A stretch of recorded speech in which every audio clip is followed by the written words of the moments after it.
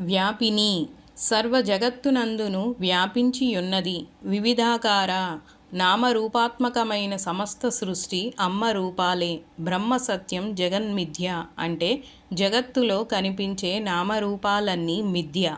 వాటిలో ఉండే బ్రహ్మ సంబంధమైన ఆత్మకళ నిత్యం. అందువలన నామరూపాలను ఉపేక్షిస్తే మిగిలేది బ్రహ్మమే. ఆ బ్రహ్మమే తల్లి.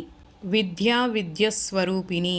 విద్య అనగా ఆత్మను తెలుసుకోవడం. అవిద్య అనగా మాయాకార్యమైన నామరూపాత్మకమైన సృష్టిని సత్యమని నమ్మడం.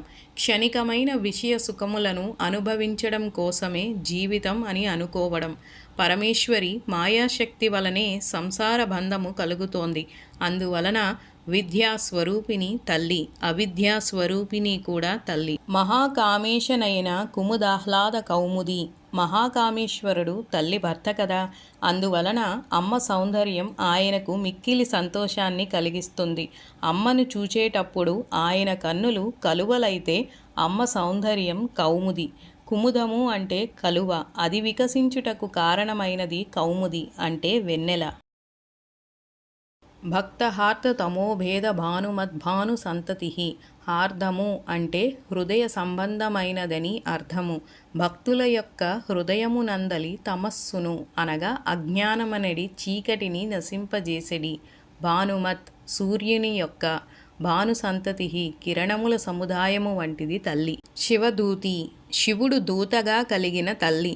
మార్కండేయ పురాణమున చండికాదేవి శుంభ నిశంభుల వద్దకు శివుని దూతగా పంపెను. పుష్కర తీర్థమందు వెలసిన దేవి పేరు శివదూతి. శివారాధ్య శివుని చేత ఆరాధింపబడినది. బ్రహ్మాండ పురాణమున శివుడు దేవిని ఆరాధించి సర్వసిద్ధులను పొందెనని కలదు. శంకరుడు 4 కూటములు గల శ్రీవిద్యను ఉపాసన చేసెను.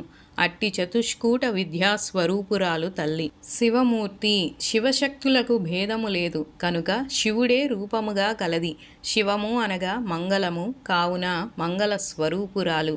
శివంకరి శివము అనగా మంగళము శుభము.